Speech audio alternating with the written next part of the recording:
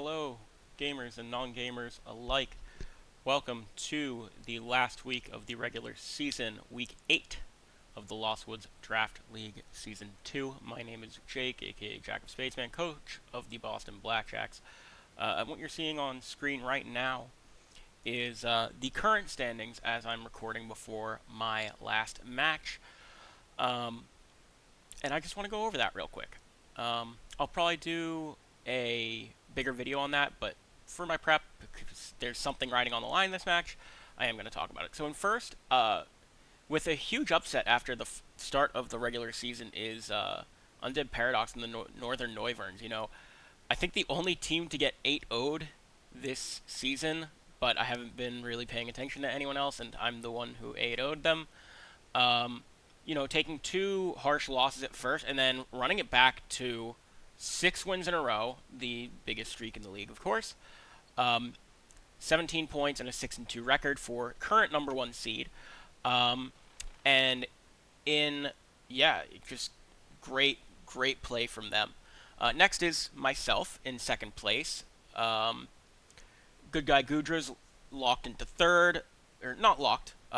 Good Guy Gudra's in third, New York Ninetales in fourth, Rambunctious Reggie's in fifth, Macho Mudkips, my opponent this week, in sixth, Waltham Watchhogs in seventh, and the Brattleboro Braylooms, the only seed, I believe, that is locked in currently, headed by Elena. She will be our 8th seed and the last person to make playoffs. But not least, of course, because once we hit playoffs, everyone's on an equal playing field.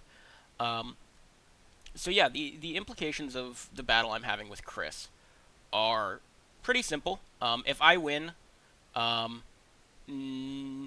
believe no matter what, I take the top spot because I will always have more than 17 points, and my differential can't drop below 17. So if I win, I will take first place, which means I will fight Elena in top cut. First round. If Chris wins, he will go to 6-2, which would lock him into second, I believe. No,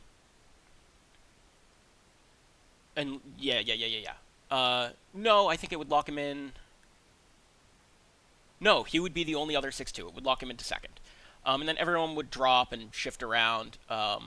The other match that matters is the Waltham Watchhogs, which cannot, I believe, drop out of this top cut, but could go up depending on if Ronald wins.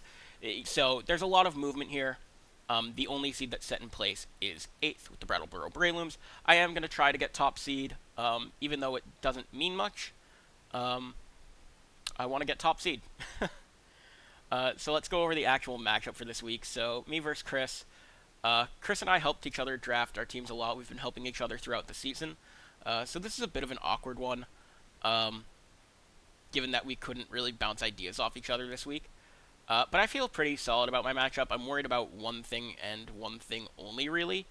And that is Walking Wake. I don't have anything on my team that can resist Dragon, Water, and Fire all at once. As much as I could try, it's not possible. I would need, I think, like a water and fairy type. Explicitly, it would need to be a dual type fairy, right? And I think it would have to be a water fairy type, which I don't have. I have a water type and I have a fairy type. So you bet your bottom dollar they are coming this week. Walking Wake is a very scary mon. Other than that, I don't think anything on this team gets Haze or Clear Smog, so I'm pretty free for setup. And outside of that, I mean, other than Whimsicott, everything on this team is a physical attacker, of what I assume will come. Arcanine could be mixed or special. Espathra I don't see coming this week at all. And if it does, I should be fine. Poltergeist, probably not. And that leaves physical attacker, physical attacker, physical attacker, physical attacker. Okay, you can see my mouse. I feel like in previous weeks you haven't been able to see my mouse. Regardless, though, so here's the first version of what I made for this week. It was the usual Clefable that I bring with Mental Herb. I opted for Dazzling Gleam, a highly special defensive spread. Vaporeon with Calm Mind, Scald, and Alluring Voice as something that can really wall out Walking Wake with a bit of speed. I'm not going to go over the spreads too much here. An Iron Defense Body Press Komoa with Poison Jab and enough attack to one-hit KO the max HP Whimsicott, I believe. I didn't have an item for it because I had leftovers on Vaporeon and I was trying to figure it out, and I was going back and forth between running the Clangorous Soul set or not. Incineroar was classic Citrus Berry with Flare Blitz as my attack to take out Whimsicott. Metagross with Brick Break and the Assault Vest set. And Life Orb Rillaboom with Drain Punch to catch off guard King Gambit. Because if I don't get King Gambit under control, like, it could be a problem. Especially because I have Intimidate. But, like, I want him knowing he's not safe in front of it. I could have gone with other things, but I really kind of wanted to catch that off guard. But otherwise, Life Orb Woodhammer just, like, one-shots Walking Wake. It gets a lot of huge KOs, and Grassy Glide is going to be huge this week. Maybe Drain Punch should have changed to, like, high horsepower to hit Arcanine and some other things, or I don't know, what other moves does it even get? Like Acrobatics. I could have run, like, an Acrobatics set with Grassy Seed. That wouldn't have been bad. Probably would have been good, all things considered.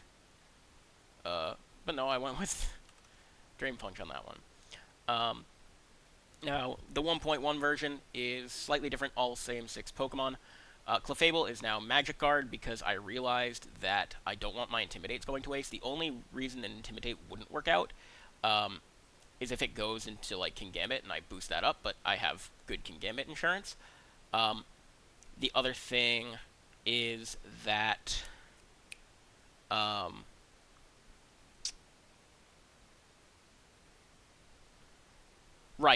if Draco Meteor goes off from Walking Wake, I want those buffs to stay, and Unaware would allow him to get around that.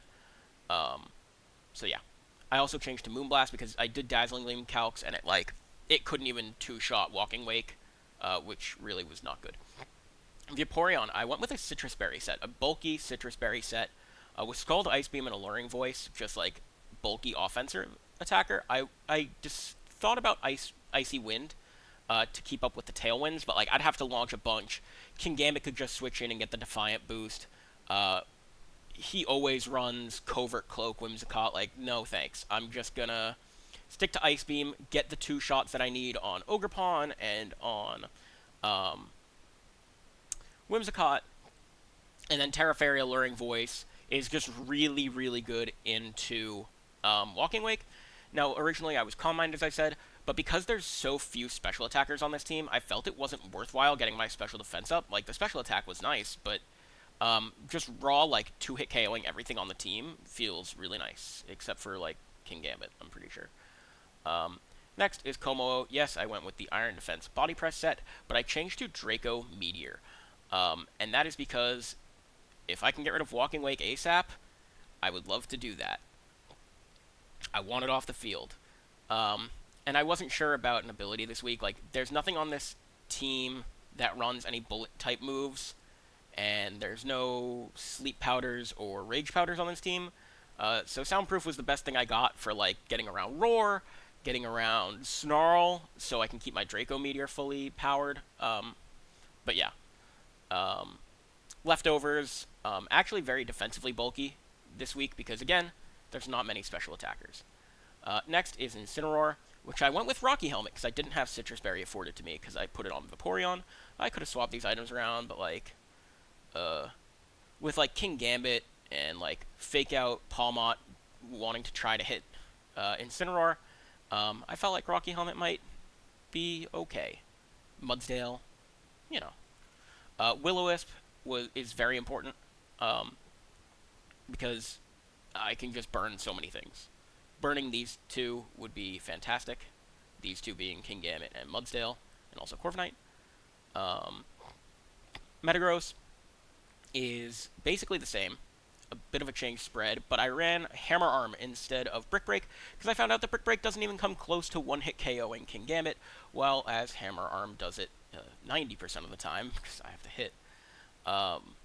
And really, that's it. I didn't think any other move was too valuable there.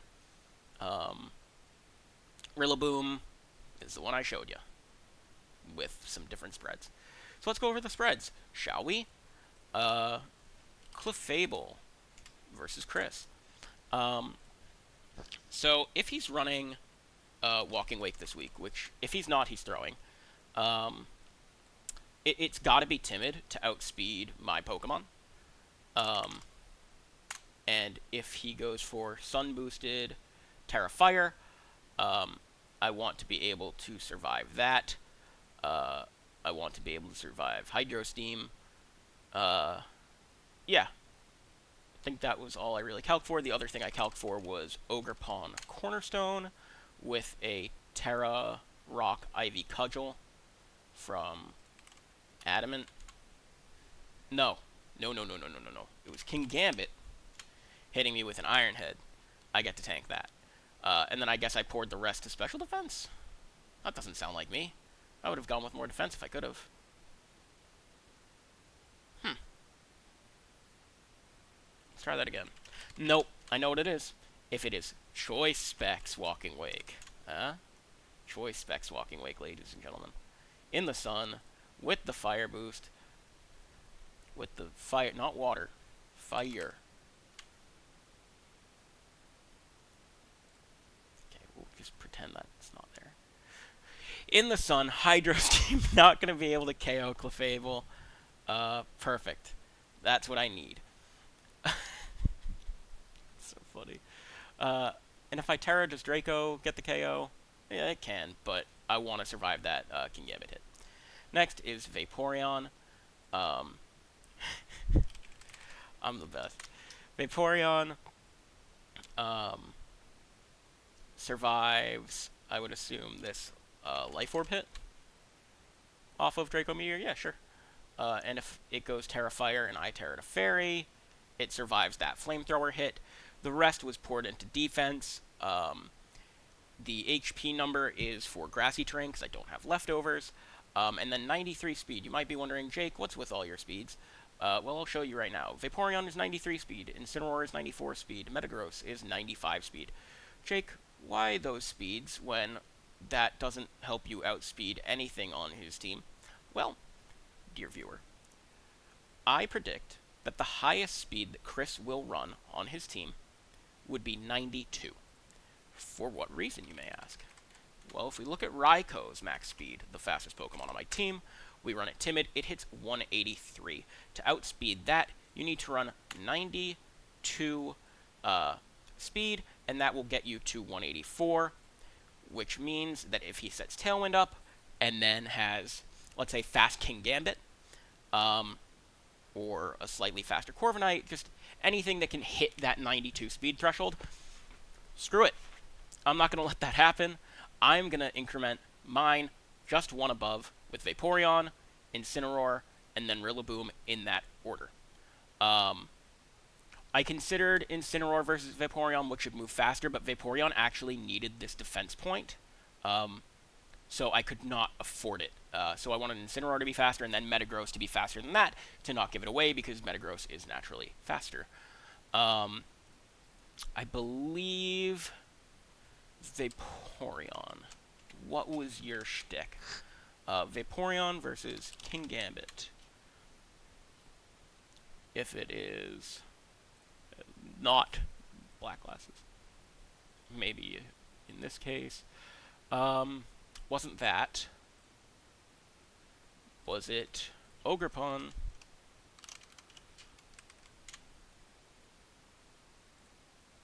And I don't Terra? Hornleech? No. Wasn't that. I don't quite fully remember clearly, but I do recall that that defense point was important. Otherwise, I would change it. Next is Metagross, which Metagross. Oh, wait, no. I have to show you Incineroar first, folks. The old Incineroar. Versus Rock Ogerpon Jolly. Not a KO if he Terras with Rock. And then we take a look at Walking Wake.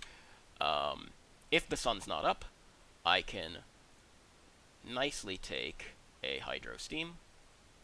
You'll love to see it. You'll love to see it from 252 if I'm 20. Yep. If it's 252, I can take a Hydro Steam. Then I take Ogerpon's Thingamajig. Rest is just poured into HP and that speed number that I talked about. Metagross next. It's probably Walking Wake numbers. If it's Sun boosted, I don't know. No Sun boost. Terrifier. Modest. Yeah, I needed to put the points somewhere. They're not going to waste. This is fine. This is fine. Didn't need a leftovers number. Like, that would be 176. I can't get any higher than that. 36 is just that speed. And then Rillaboom. Oh, I didn't even talk about Como. What's wrong with me? Max HP, obviously. Defense is the bump number for in special attack. 114 speed. Kingambit's max speed. If he tries to catch me off guard with Jolly Kingambit for whatever reason, that hits 112. So Rillaboom is 113. Como 114. Because I want Rillaboom to do less damage to itself with Recoil. Same reason I initially wanted Incineroar to be slower, to do less damage with Flare Blitz Recoil. But it just didn't work out. Oh, that and I think the actual reason I did it, I could have made this 236. But if I was Will-O-Wisping something and then Scalding it, I didn't want to look silly if I got the Scald Burn and went for a Will-O-Wisp. Because, like, if I land Will-O-Wisp and then I Scald, like, yeah, I burned it already. Like, I'm not going to look silly or like I hacked him. But then again, I could miss Will-O-Wisp and then Scald Burn. Like, a little superficial. Como,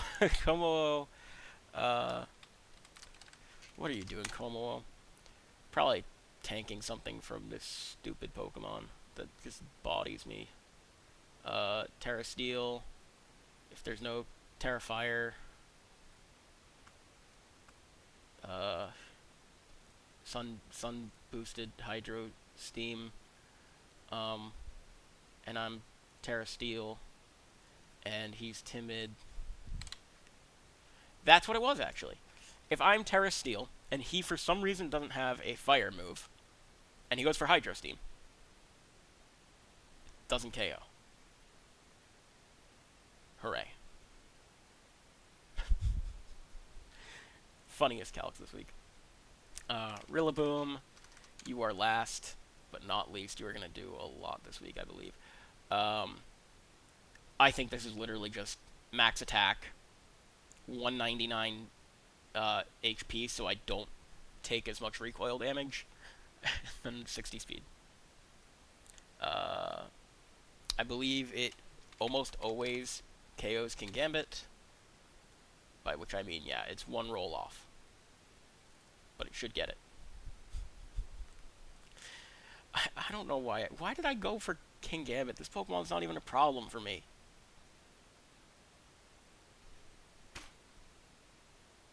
What's wrong with me? I don't know. It's going to be a fun one regardless. Very excited to face Chris. Bye. I'm playing in 5 minutes. See, let's find out if I come out as number 1 or not.